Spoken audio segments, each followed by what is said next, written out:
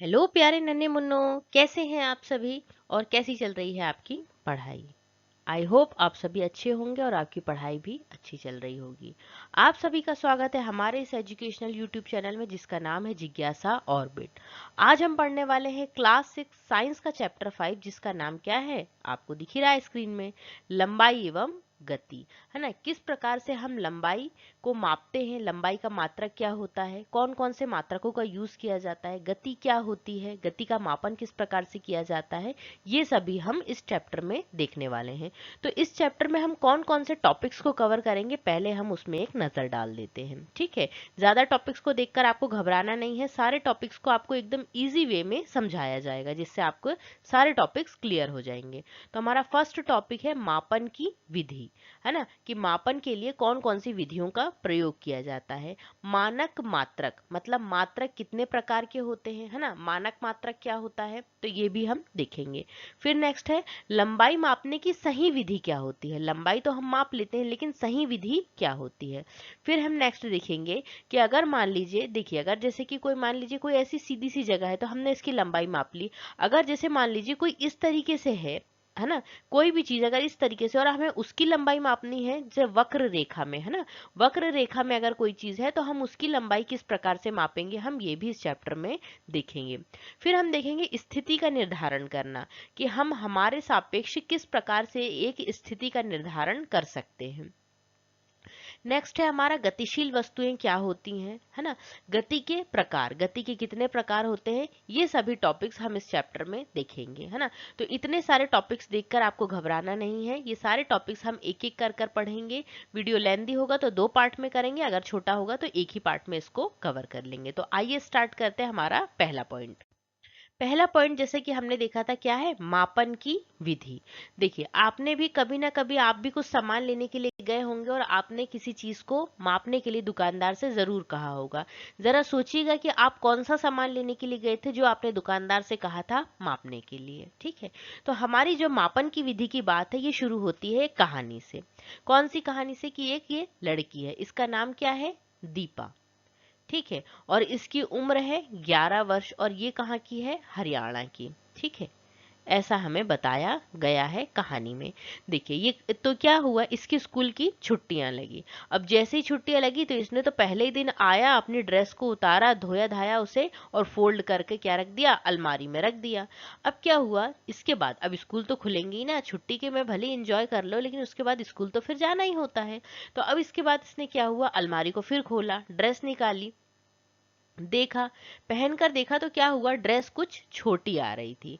अब छोटी आ रही थी तो छोटी ड्रेस तो हम स्कूल पहनकर जा नहीं सकते हैं, तो इन्होंने क्या किया, ये अपनी मम्मी के साथ बाजार गई और इन्होंने क्या किया, इन्होंने एक मतलब कपड़ा लेके आया ड्रेस का। तो इनकी मम्मी ने क्या कहा, इनकी मम्मी ने कहा कि भैया मुझे 2 2 मीटर कपड़ा, मतलब जो ड्रेस का कपड़ा था वो 2 मीटर कपड़ा काट कर दे दीजिए। तो वो भैया ने, आपने अक्सर अगर आप कपड़ा लेने के लिए अगर गए होंगे तो आपने देखा हो कि एक लंबी सी स्केल रहती, कुछ इसी प्रकार से दिखती है वो।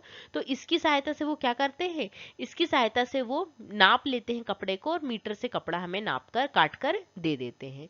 तो अब यहाँ पर देखिए कपड़े की नपाई किस प्रकार से हो रही है, इस लंबी स्केल की सहायता से। ठीक है, अब यहाँ इन्होंने कपड़ा वपड़ा ले लिया, बढ़िया गुपचुप गुपचुप खाया। अब क्या हुआ, अब ये घर आ गए। अब घर आए तो इन्होंने कहा कि अब हमें ड्रेस सिलवानी भी है। तो अब दूसरे दिन ये गए दर्जी के पास में, अब एक ही दिन में सारा काम नहीं हो जाता ना, थक जाते हैं। जब दूसरे दिन ये गए तो इन्होंने क्या हुआ, ये दर्जी के पास गए तो इन्होंने कहा, उसकी उनकी मम्मी ने कहा कि ये बच्ची का नाप ले लीजिए और क्या कर दीजिए, ड्रेस को इस तरीके से तैयार करना है, मतलब ऐसे कोटी बनाना है, सलवार बनाना है, कुर्ती बनाना है। ठीक है, तो अब वो भैया ने कैसे नाप लिया कुर्ती का, उन्होंने इस टेप की सहायता से, ये टेप आपने अक्सर घरों में देखा होगा कि जब हम मतलब सिलाई के लिए कोई नाप लेते हैं तो इस टेप का प्रयोग करते हैं, है ना। तो उन्होंने क्या इस टेप का प्रयोग किया। देखिए कपड़ा वही है ना, यहाँ पे 2 मीटर कपड़ा लिया था और यहाँ पर सिलाई के लिए कपड़ा, कपड़ा वही है। लेकिन देखिए जब यहाँ इन्होंने काट कर दिया हमें तो इस स्केल का प्रयोग किया, जहां इन्होंने सिलने के लिए यूज किया तो इस प्रकार के टेप का प्रयोग किया, है ना। तो हमें यहाँ पर ये समझ में आया कि मापन के लिए अलग अलग चीजों का, अलग अलग टेप्स का प्रयोग या स्केल का प्रयोग हम कर सकते हैं, है ना। अब हम देखते हैं मापन की विधि। हम किस किस प्रकार से अपने घरों में, आपने अक्सर ये देखा होगा कि किस किस प्रकार से मापन किया जाता है। भले ही आपने उस चीज पे गौर ना किया हो, अगर गौर किया हो तो बताइएगा कि आपने क्या इन तरीकों से कभी मापन देखा है या खुद किया है ना। तो पहला क्या होता है, हाथ की लंबाई की सहायता से। कई लोग क्या करते हैं, अपने पूरे हाथ का प्रयोग करके कपड़े को क्या कर देते हैं, जैसे अगर मान लीजिए ये हाथ बना हुआ है, ठीक है, ये हाथ बना हुआ है और ये कपड़ा है ना। तो वो क्या करेंगे, इस कपड़े को हाथ की सहायता से क्या कर देते हैं, नाप देते हैं। तो ये भी एक तरीका है क्या, लंबाई नापने का। हम किसी भी चीज को अपने हाथ की लंबाई से भी नाप सकते हैं। फिर देखते हैं हम नेक्स्ट, कदमों की संख्या। जैसे मान लीजिए कई लंबाई हम ऐसे भी नापते हैं, जैसे खेत में क्या किया जाता है, कदमों की संख्या से भी नपाई कर दी जाती है। जैसे जो किसान होते हैं ना, वो क्या करते हैं, कदमों की सहायता से भी जो खेत होती है उसकी नपाई कर देते हैं, उसको नाप लेते हैं। या फिर अगर जैसे हम यहाँ से कितनी दूर तक गए तो कितने कदम चलकर गए, हम इससे भी सहायता से मापन कर सकते हैं। और एक होता है पैरों की पंजों की सहायता से।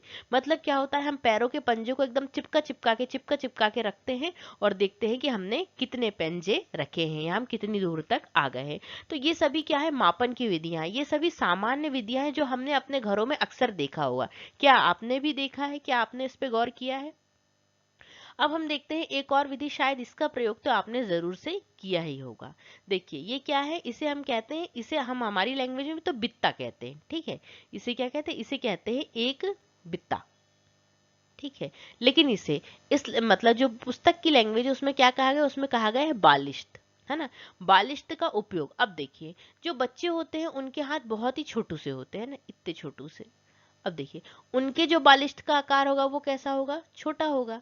अगर जो कोई व्यक्ति वयस्क है तो उसके बालिश्त का आकार कैसा होगा, अलग होगा, है ना। तो इनका आकार क्या होता है, अलग अलग होता है। जैसे जितना बड़ा हाथ जिसका होगा उतना ही बड़ा उसका साइज आएगा ना, है ना। मतलब जैसे अगर मान लीजिए बच्चे का है तो उसने यहाँ से स्टार्ट किया तो उसका हाथ यहीं तक जाएगा। कोई वयस्क है तो उसका हाथ यहाँ से स्टार्ट हुआ तो यहाँ तक जाएगा। तो बलिष्ठ के जो आकार होते हैं वो क्या होता है, अलग अलग होता है। तो अब हम देखते हैं बालिश्त क्या है। बालिश्त एक मात्रक है। किसका मात्रक है, लंबाई को दो भागों में व्यक्त किया जाता है। जैसे कैसे, संख्या और मात्रक में। जैसे कैसे संख्या और मात्रक में, अगर जैसे हमने ऐसा लिख दिया 13 बालिश्त, ठीक है, हमने क्या लिख दिया, 13 बालिश्त। तो इसमें क्या हुआ कि जो ये पहला पार्ट है ना, ये क्या है, संख्या। और जो दूसरा पार्ट है बालिश्त, ये क्या है, मापन के लिए चुना गया मात्रक है। मतलब ये क्या है, एक तरीके का मात्रक है। ये अक्सर आपने यूज किया होगा, है ना। तो क्या है, 13 बालिश्त। तो 13 क्या है, 13 यहाँ संख्या है और बालिश्त एक प्रकार का क्या है, मापन के लिए चुना गया मात्रक है। आई होप आपको पहला पॉइंट बहुत अच्छे से क्लियर हुआ होगा कि जो मापन की विधियां होती, सामान्यतः जो विधियां प्रयोग की जाती हैं घरों में, है ना, जो नॉर्मली हम यूज कर लेते हैं, ये कोई स्टैंडर्ड मेथड नहीं है। ये सिर्फ क्या है, सामान्यतः घर में प्रयोग की जाने वाली मेथड है। अब हमारा दूसरा पॉइंट स्टार्ट करते हैं। हमारा एक पॉइंट कंप्लीट हुआ, अब हम सेकंड पॉइंट की ओर मूव करते हैं। सेकंड है हमारा मानक मात्रक। मानक मात्रक क्या होते हैं, इसके बारे में हम देखते हैं। देखिए मात्रक के मुख्यतः कितने, दो प्रकार होते हैं। कितने प्रकार होते हैं मात्रक के, दो। कौन कौन से मात्रक होते हैं, एक होते हैं सामान्य मात्रक और दूसरे कौन से होते हैं, अंतर्राष्ट्रीय मात्रक। ये क्या है, मात्रकों के प्रकार है, सामान्य मात्रक और अंतर्राष्ट्रीय मात्रक। अब हम देखते हैं कि सामान्य मात्रक क्या होते हैं। तो सामान्य मात्रक मतलब वो है कि जो हम अपने डेली लाइफ में यूज करते हैं, उन्हें हम क्या कहते हैं, उन्हें हम कहते हैं सामान्य मात्रक। ये वे मात्रक हैं जो हम रोजमर्रा, रोजमर्रा का मतलब क्या होता है, डेली, है ना। जो हमारे दैनिक जीवन में जो हम यूज करते हैं ना, दैनिक जीवन में, दैनिक के जीवन में प्रयोग करते हैं। इनका प्रयोग देश या क्षेत्र के हिसाब से अलग अलग हो सकता है। मतलब जरूरी नहीं है, ये हर जगह पर एक जैसे नहीं होते हैं। हर क्षेत्र के हिसाब से ये क्या हो सकते हैं, अलग अलग हो सकते हैं। तो आई होप आपको समझ में आया होगा। सामान्य मतलब नॉर्मल, एक किसी भी सामान्य व्यक्ति से आप ये समझ सकते हैं कि सामान्य व्यक्ति सामान्य ही होगा। जरूरी नहीं है कि एक सामान्य व्यक्ति दूसरे सामान्य व्यक्ति के जैसा हो। कि मतलब एक देश में जो सामान्य मात्रक प्रयोग किए जाते हैं, जरूरी नहीं है कि किसी दूसरे देश में भी वही मात्रक प्रयोग किए जाएं। हम हमारे देश में जिन मात्रकों का प्रयोग करते हैं वो अलग हो सकते हैं, किसी और क्षेत्र में सिर्फ देश की नहीं, क्षेत्र की भी बात हो रही है कि क्षेत्रों में भी भिन्नता देखने को मिल सकती है इन सामान्य मात्रकों में।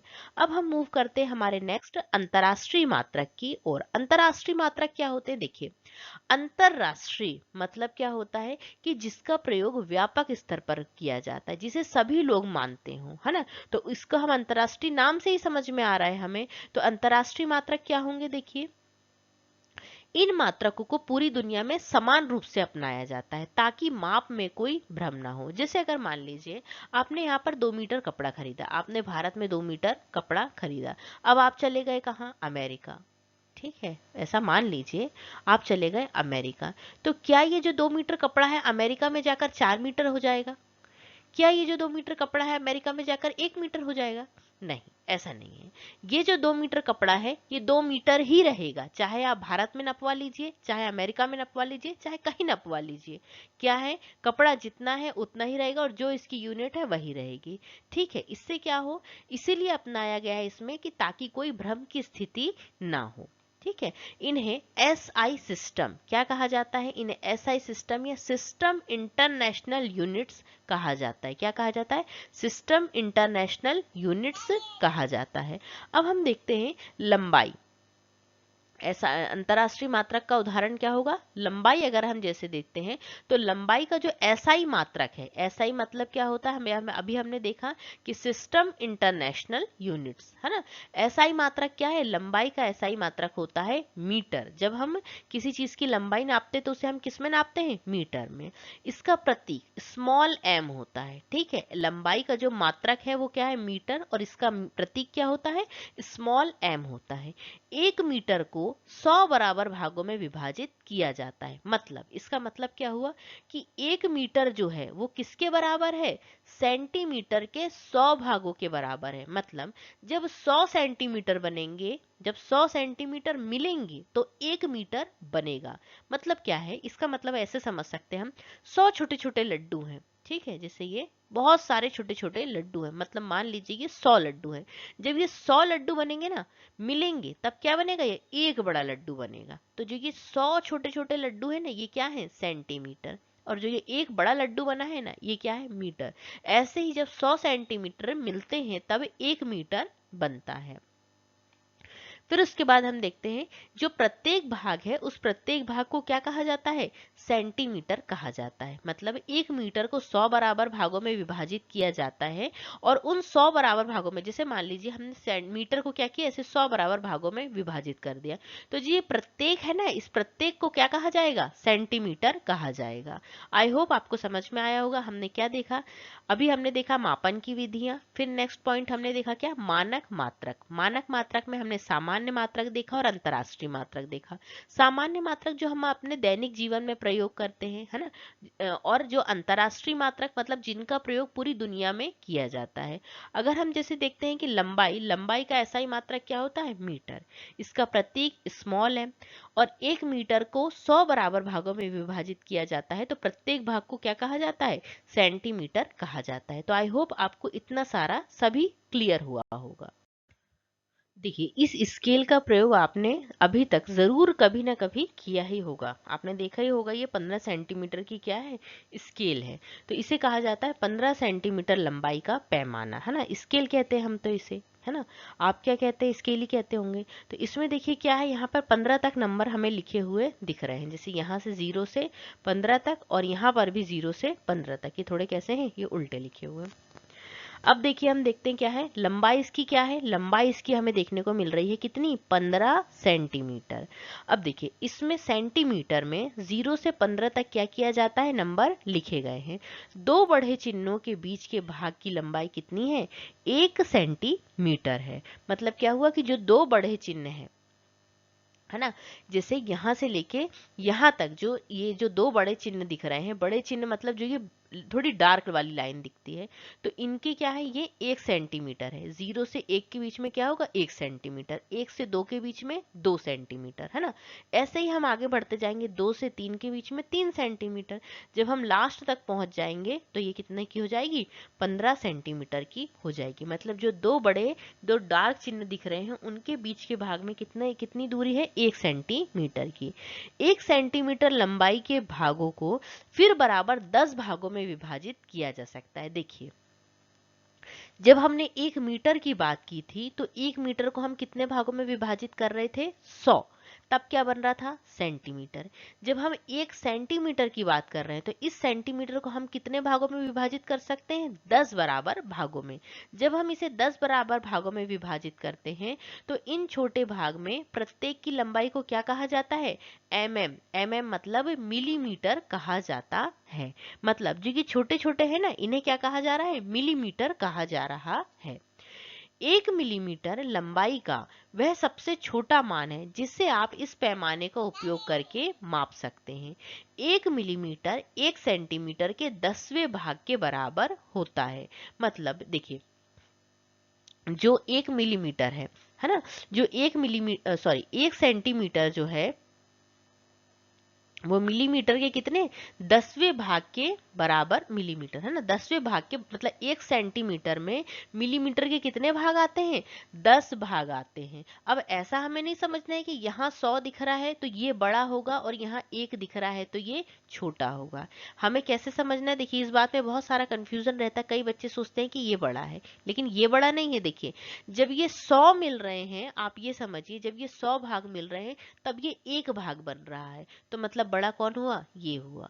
जब ये 10 भाग मिल रहे हैं तब इसका 1 भाग बन रहा है, तो बड़ा कौन हुआ, ये हुआ। तो 1 मीटर बराबर से 100 सेंटीमीटर और 1 सेंटीमीटर बराबर से 10 या मिलीमीटर। तो आई होप आपको समझ में आया होगा कि बड़ा और छोटा किस प्रकार से हमें दिखना है। अब देखिए, हम क्या देखते हैं कि लंबाई लिखते समय मात्रक लिखना ना भूले। इसका मतलब क्या हुआ कि जैसे अगर मान लीजिए हम ऐसा लिखना चाहते हैं 1 मीटर या 1 सेंटीमीटर या 1 मिलीमीटर, तो हमें अगर इसकी जगह हमने सिर्फ मात्रक नहीं लिखा और हमने सिर्फ 1 1 और 1 लिख दिया, तो ये तीनों एक तो बराबर हो गए। लेकिन क्या ये तीनों एक बराबर हैं, नहीं, बिल्कुल भी नहीं। क्यों, क्योंकि इनके मात्रक लगे हुए हैं साथ में। जो मात्रक लगे हुए हैं तो इनकी वैल्यू अलग अलग है। तो इसीलिए क्या है, अतः आपके परिणाम के 2 भाग होंगे। कौन कौन से 2 भाग होंगे, जो हमने पहले देख चुके हैं। 1m अगर हमने लिखा तो जो 1 है, ये 1 भाग क्या है, अंक है, या फिर किसको बता रहा है, ये संख्या को बता रहा है। और जो m है, ये क्या बता रहा है, ये बता रहा है मापन का मात्रक, या किस मात्रक का प्रयोग हम इस अंक के साथ कर रहे हैं, तो वो हमें समझ में आएगा। अब हम देखते हैं कि लंबाई का सबसे बड़ा मात्रक कौन सा होता है, कौन सा होता है, क्या मीटर होता है, सेंटीमीटर होता है या मिलीमीटर होता है। अब हम देखते हैं कि जो बड़ी लंबाई मापने के लिए हम बड़े मात्रक किलोमीटर का प्रयोग करते हैं, है ना, जो 1000 मीटर के बराबर होता है। देखिए, अब हम कहाँ पहुंच गए, मिलीमीटर, सेंटीमीटर, मीटर, और उसके बाद हम पहुंच गए आगे किलोमीटर में। तो किलोमीटर सबसे बड़ा होता है लंबाई मापने के लिए। रोड मापने के लिए आप मीटर का प्रयोग थोड़ी करते हैं, वो तो मीटर का प्रयोग कपड़ा मापने के लिए करते हैं, है ना। और उसी प्रकार से कपड़ा मापने के लिए हम किलोमीटर का प्रयोग नहीं करते, किसका प्रयोग करते हैं, मीटर का प्रयोग करते हैं, है ना। तो जिस प्रकार की चीज हमें नापनी है हम उसी प्रकार के मात्रक का प्रयोग करेंगे। अब जरूरी नहीं है कि हमें हमें थोड़ा सा कपड़ा लेना और हम बोलेंगे भैया 2 किलोमीटर कपड़ा दे देना, नहीं आ पाएगा ना, है ना। तो क्या है, ऐसा है कि जैसे इसमें यहाँ दिया हुआ है कि जो 1000 मीटर के बराबर होता है, जो 1 किलोमीटर है, 1 किलोमीटर किसके बराबर होता है, 1000 मीटर के बराबर होता है। मतलब जब 1000 मीटर मिलेंगे, 1000 छोटे छोटे छोटे छोटे लड्डू मिलेंगे, तब एक बड़ा लड्डू बनेगा, वो क्या बनेगा, किलोमीटर। तो आई होप आपको ये समझ में आया होगा। छोटी लंबाई मापने के लिए हम छोटे मात्रकों का प्रयोग करते हैं, जैसे सेंटीमीटर या मिलीमीटर। थोड़ी और बड़ी नापना, जैसे अगर हमें कुछ जैसे कमरे की लंबाई चौड़ाई नापना है तो उसके लिए भी हम मीटर का प्रयोग कर सकते हैं, सेंटीमीटर का भी कर सकते हैं, है ना। और अगर जैसे मान लीजिए कि हमें बहुत बड़ी ज्यादा लंबाई मापना है तो उसके लिए हम किलोमीटर का ही प्रयोग करेंगे, है ना। तो आई होप आपको ये समझ में आया होगा कि 1 किलोमीटर बराबर से क्या होता है 1000 मीटर। मतलब 1000 छोटे छोटे छोटे छोटे लड्डुओं को मिलाएंगे ना, तब क्या बनेगा, एक बड़ा लड्डू बनेगा। और वो क्या बड़ा लड्डू बनेगा, किलोमीटर। फिर आगे हम देखते हैं, हमने क्या देखा, 1 मीटर बराबर से 100 सेंटीमीटर। मतलब जब 100 छोटे छोटे छोटे छोटे लड्डुओं को मिलाएंगे ना, तब क्या बन जाएगा, 1 मीटर बन जाएगा। और उसी प्रकार से 1 सेंटीमीटर बराबर से 10 mm। आपको ये अच्छे से याद रखना है कि हमने कहाँ 10 लिया है, कहाँ 100 लिया है और कहाँ 1000 लिया है। देखिए पहली जो यूनिट है हम से स्टार्ट कर रहे हैं, तो ये दहाई का अंक है, ऐसा समझ लीजिए आप। दहाई, सैकड़ा और 1000। ठीक है, तो आपको ऐसा याद रहेगा कि हमने पहले क्या लिया है, हमने दहाई के अंक लिए हैं। यहाँ पे दहाई मतलब 10 और सैकड़ा मतलब 100 और यहाँ पे क्या लिया है हमने, 1000। तो अब आपको शायद क्या अच्छे से क्लियर हो ही गया होगा। अभी तक हमने अपने 2 पॉइंट कंप्लीट किए हैं। एक कौन सा है, मापन की विधि, और दूसरा क्या है, मापन मात्रक। अब तीसरा पॉइंट हमारा स्टार्ट होता है, लंबाई मापने की सही विधि क्या होती है।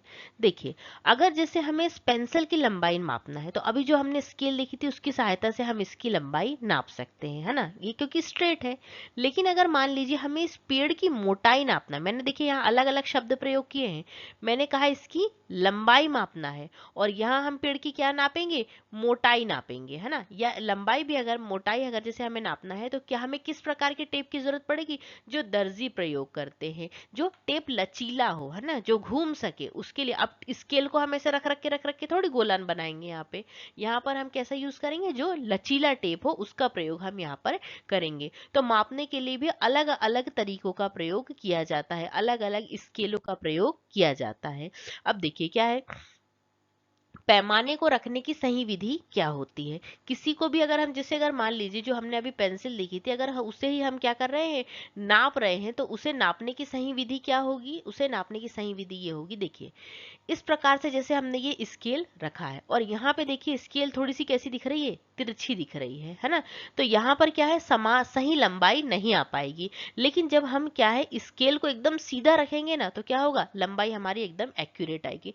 तो किसी भी लंबाई को मापने का तरीका ये होता है कि हम उसे एकदम स्ट्रेट रखकर नापें। तो यही लंबाई मापने का सही तरीका होता है।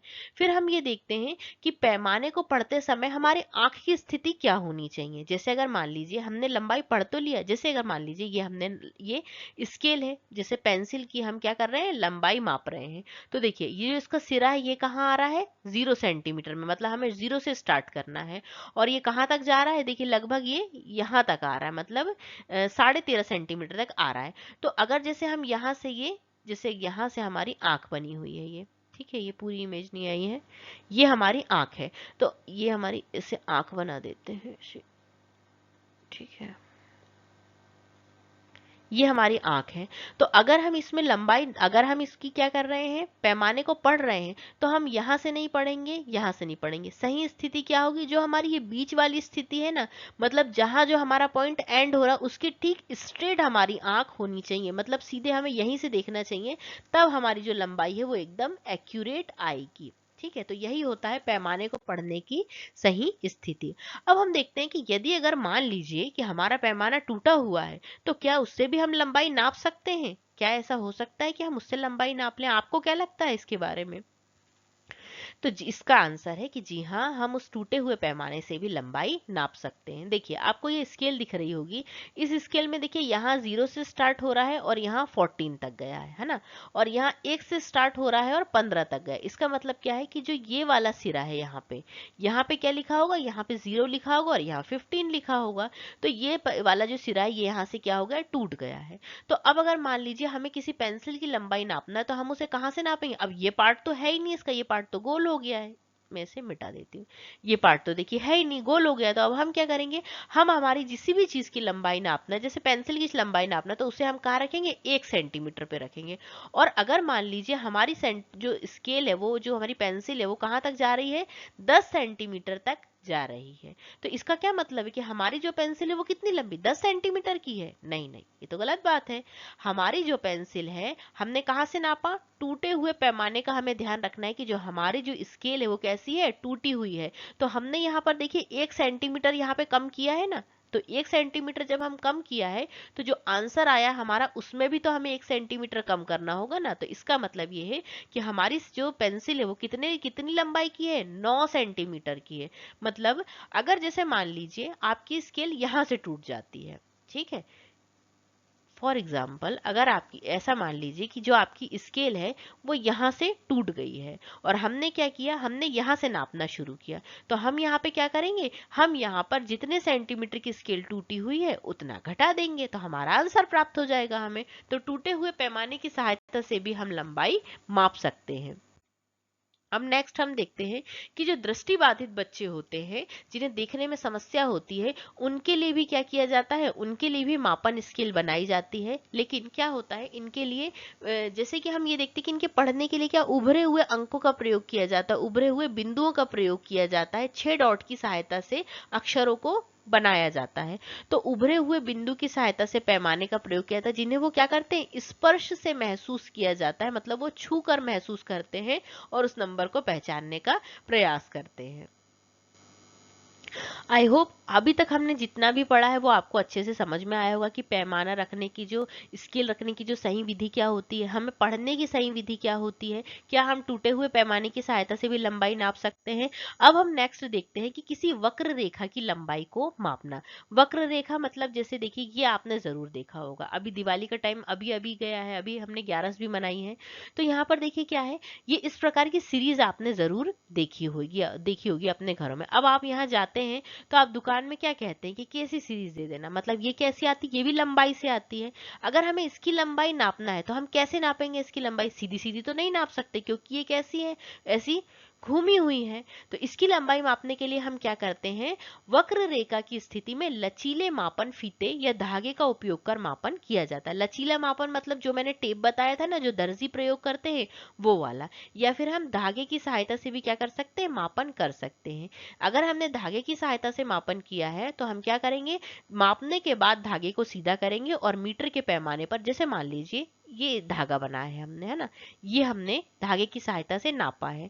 जब हमने इस धागे से की सहायता से इस सीरीज को नाप लिया है तो उसके बाद हम क्या करेंगे, धागे को सीधा कर देंगे और मीटर टेप की सहायता से फिर हम उसे नाप सकते हैं। तो उसकी लंबाई को इस प्रकार से हम नाप सकते हैं। जैसे देखिए ये क्या है, यहाँ पे दिख भी रहा है कि हमने क्या किया है, ये सीरीज है हमारी और इसको हम ये इस धागे की सहायता से क्या कर रहे हैं, नाप रहे हैं। तो इस तरीके से वक्र रेखा की जो लंबाई है वो नापी जाती है। अब हम देखते हैं कि स्थिति का निर्धारण, वक्र रेखा वाला पॉइंट हमारा बहुत छोटा सा था, ये हमारा नेक्स्ट पॉइंट स्टार्ट हो रहा है कि किसी भी स्थिति का निर्धारण हम कैसे कर सकते हैं। ठीक है, किसी वस्तु की दूरी का निर्धारण किसी नियत वस्तु या बिंदु के सापेक्ष किया जाता है। जैसे अगर मान लीजिए ये मेरी छोटी सी बी बनी हुई है, बेचारी पढ़ती रहती है, हर स्लाइड में इसका यही काम है कि ये बुक लेके बैठी रहती है और पढ़ती रहती है। तो ये बी क्या है, मुझे ये देखना है कि इस यहाँ से इस बी की लंबाई या दूरी कितनी है ना। तो मैं कैसे देखूंगी, इस पॉइंट को मैं, जैसे देखिए कई पॉइंट हो सकते हैं, मैं यहाँ से इसकी दूरी देख सकती हूँ, इस पॉइंट से इसकी दूरी देख सकती हूँ और इस पॉइंट से भी इसकी दूरी देख सकती हूँ। सभी पॉइंट से दूरी कैसी आएगी, अलग अलग आएगी। तो मुझे क्या करना है, एक निश्चित दूरी देखना है, तो इसके लिए मैं क्या करूंगी, एक नियत वस्तु या नियत बिंदु, मतलब मान लूंगी कि मुझे यहीं से ही देखना है ना, कि यहाँ से इसकी लंबाई कितनी आ रही मैं इस देख सकती हूँ। तो जो ये बिंदु मैंने निर्धारित किया है, इस बिंदु को क्या कहा जाता है, इस बिंदु को कहा जाता है संदर्भ बिंदु। ठीक है, इस बिंदु को क्या कहा जाता है, संदर्भ बिंदु। संदर्भ बिंदु वह मतलब वह स्थिति जहां से हम दूरी नापना शुरू करते हैं। ठीक है, जहां से हम क्या कर रहे हैं, दूरी नापना शुरू करें। इसे हम एक और इमेज के माध्यम से समझते हैं। जैसे मान लीजिए क्या होता है कि यहाँ एक कहानी है यहाँ पे भी छोटी सी, कि बच्चे क्या करते हैं, बच्चे पार्क में घूमने जाने का प्लान बनाते हैं, मतलब टीचर के साथ में टीचर प्लान बनाती कि हम घूमने चलेंगे। अब ये कुछ बच्चों का घर है, ये क्या है, बस स्टैंड है, ये विद्यालय है, ये दीपा का घर, अनीश, हरदीप, तस्नीम और पद्मा का घर। किसी के घर भी हमें अभी जाना नहीं है घूमने के लिए, अभी हमें सिर्फ बात करनी है यहाँ पे, ठीक है। तो वापस आ जाइए यहाँ पर। तो हमें यहाँ पे क्या करना है, देखिए ये उद्यान है। तो अब टीचर क्या कह रही है कि हमें विद्यालय नहीं आना है। टीचर ने कहा है कि हमें डायरेक्ट पार्क में ही मिलेंगे, हम अपने अपने घरों से अपने मम्मी पापा के साथ डायरेक्ट आप पार्क में ही लैंड करेंगे, ठीक है, पार्क में ही आएंगे। तो अब भैया जो ये तस्नीम है, तस्नीम क्या कहती है कि मेरे घर से तो पार्क बहुत पास में है। आपस में ये लोग बातें कर रही हैं। तो क्या कह रही है कि मेरे घर से तो पार्क बहुत पास में है। अब पद्मा कह रही है कि मेरे घर के तो बाजू में ही है पार्क, ठीक है। अब भैया दीपा परेशान, क्यों परेशान, क्योंकि देखिए जब ये स्कूल जाती थी तो इसके तो पड़ोस में स्कूल था, बस तैयार हुई और पहुंच गई स्कूल। लेकिन जब उद्यान जाने की बारी आई तो दीपा को कितना जाना पड़ेगा, ये यहाँ से यहाँ तक जाना पड़ेगा, ठीक है। तो अब अनीश का घर दूर, ये भी परेशान, अब मैं कैसे जाऊंगा भाई। तो ये इसका घर भी यहाँ से दूर, लेकिन इसको क्या है, इसको विद्यालय पास में पड़ रहा था यहाँ पे, है ना। तो ये है। अब देखिए सब बच्चे परेशान, लेकिन जो हरदीप है वो बड़ा शांत बैठा हुआ है। क्यों, क्योंकि हरदीप के घर से विद्यालय भी उतनी दूर पे है और हरदीप के घर से उद्यान भी उतनी दूर पर है। तो वो बोलेगा भाई मैं तो कहीं भी जाऊं मुझे तो उतना ही पड़ेगा ना, मुझे तो उतनी दूर जानी पड़ेगी। तो ये क्या है, ये अलग अलग क्यों स्थितियां आ रही हैं यहाँ पर, क्योंकि देखिए जो दीपा है वो अपने घर से देख रही है, जो अनीश है वो अपने घर से देख रहा है। मतलब ये सभी अपने अपने घरों को संदर्भ बिंदु मानकर यहाँ से दूरी नाप रहे हैं। तो इसीलिए क्या हो रहा है, ये जो लंबाई है अलग अलग आ रही है। अगर हम किसी एक स्थिति को मान लेते ना, कि अगर जैसे हम ये मान लेते कि हमें बस सभी बच्चे बस स्टैंड पर आएंगे और बस स्टैंड से फिर उद्यान पर जाएंगे, तो ये जो बस स्टैंड ये क्या हो जाएगा, ये हो जाएगा संदर्भ बिंदु, ठीक है। कोई भी एक, जब हम एक नियत स्थान डिसाइड कर लेते, या फिर टीचर ऐसा कहती कि चलो एक काम करते हैं, सभी बच्चे क्या करेंगे, सभी बच्चे आ जाएंगे कहाँ, विद्यालय में। जब सभी बच्चे विद्यालय आएंगे तो देखिए डेली तो वो विद्यालय आते हैं, विद्यालय को क्या माना गया, संदर्भ बिंदु। फिर विद्यालय से वो उद्यान जाएंगे तो सभी बच्चों को समान ट्रेवल करना पड़ता, ठीक है। तो आपको अब समझ में आएगा कि संदर्भ बिंदु क्या होता है। अब नेक्स्ट हम देखते हैं, देखिए क्या हुआ कि कबड्डी का कोर्ट बनाने के लिए रेखाएं खींचना, मतलब इन्होंने क्या किया, कबड्डी के लिए ये कोर्ट बना रही हैं यहाँ पर। कबड्डी के मैदान को क्या कहते हैं, कोर्ट। तो इन्होंने पहनने वाला नहीं, खेलने वाला। इन्होंने यहाँ पर क्या किया, देखिए ये इस प्रकार से क्या किया, इन्होंने लंबाई बनाना स्टार्ट किया, लेकिन अब लंबाई क्या होनी चाहिए, बराबर होनी चाहिए। तो इन्होंने इस बिंदु को क्या मान लिया है, संदर्भ बिंदु मान लिया। ये इनकी टीचर है ना, टीचर काम नहीं कर रही यहाँ पे, बच्चों से बच्चे बेचारे काम कर रहे हैं। तो ये क्या है, संदर्भ बिंदु है। और यहाँ से क्या हो रहे हैं, ये सभी यहाँ से इस संदर्भ बिंदु से लाइन खींच रहे हैं। और देखिए क्या है, हम इस टेप का प्रयोग भी करते हैं, मापन टेप का प्रयोग भी करते हैं लंबाई को मापने के लिए। अब हम नेक्स्ट देखते हैं क्या, जैसे कि संदर्भ बिंदु को और समझने का हम प्रयास करते हैं कि दिल्ली के को संदर्भ बिंदु मानकर, ये क्या है, दिल वालों की दिल्ली, है ना। तो दिल्ली को क्या किया हमने, संदर्भ बिंदु मानकर किलोमीटर सूचक पत्थरों की स्थिति बता दी। अब जैसे देखिए दिल्ली से यहाँ की दूरी कितनी, मतलब आप दिल्ली पे ही खड़े हैं, मतलब इसका मतलब ये है यहाँ से दिल्ली की दूरी कितनी है, 10 किलोमीटर। मतलब एक लड़की यहाँ से, क्या हो रहा था, एक कहानी है इसमें भी, कि एक लड़की यहाँ से जा रही थी अपने नाना नानी के घर। तो जब उसे पत्थर दिखा 70, 60, 50, 40, 30, तो मतलब क्या है, वो अपने नानी के घर के करीब जाती जा रही है। और जैसे वो यहाँ पहुंचती है तो उसका यहाँ से उसका कुछ दूरी पर उसकी नानी का घर होगा, यही तो नहीं होगा। तो ये किलोमीटर सूचक पत्थर क्या है, दिल्ली से उसकी दूरी को इंगित करते हैं। अतः इस परिस्थिति में दिल्ली संदर्भ बिंदु, हम किसी भी बिंदु को संदर्भ बिंदु मान सकते हैं। उससे क्या होता है, जो हमारी लंबाई होती है, जो हमारी दूरी होती है, वो समान होती जाती है, ठीक है। तो यहाँ से क्या है, दिल्ली को हमने क्या माना है, संदर्भ बिंदु माना है। तो आई होप आपको समझ में आया होगा कि संदर्भ बिंदु क्या होता है। जो भी हमने 5 पॉइंट स्टार्टिंग में देखे थे, उसमें से हमने कितने पॉइंट्स कवर किए हैं, एक बार उन पे हम नजर मार लेते हैं। देखिए पहला पॉइंट हमने कौन कौन सा देखा था, हमने ये देखा था कि मापन की विधि कौन कौन सी होती है ना, मापन की विधि, ये हमारा फर्स्ट पॉइंट था। फिर सेकंड पॉइंट हमने क्या देखा कि मात्रक, मात्रक कितने प्रकार के होते हैं, किस प्रकार से इनका प्रयोग किया जाता है ना। फिर मात्रक के बाद हमने देखा कि मापने की सही विधि क्या है, मापन की सही विधि क्या है, मापन की सही विधि क्या है। फिर इसके बाद हमने एक पॉइंट और देखा कि यदि वक्र रेखा है तो वक्र रेखा का मापन हम किस प्रकार से कर सकते हैं। फिर नेक्स्ट पॉइंट हमने क्या देखा कि संदर्भ बिंदु या स्थिति का निर्धारण किस प्रकार से किया जा सकता है, स्थिति का निर्धारण हम किस प्रकार से कर सकते। इतने पॉइंट्स हमने कवर किए हैं इस वीडियो में। जो आगे के हमारे 2 पॉइंट्स बचे हुए हैं उन्हें हम नेक्स्ट पार्ट में कवर करेंगे, क्योंकि वीडियो काफी लेंथी हो रहा है। नेक्स्ट पार्ट वाले वीडियो के आने से पहले आप इस वीडियो को कवर करके रखिएगा, जिससे आपको नेक्स्ट पार्ट बहुत अच्छे से समझ में आए। वीडियो पसंद आया हो तो वीडियो को लाइक करें, शेयर करें, चैनल को सब्सक्राइब करें। Thank you. हंसते रहे, मुस्कुराते रहे। जय हिंद, जय भारत।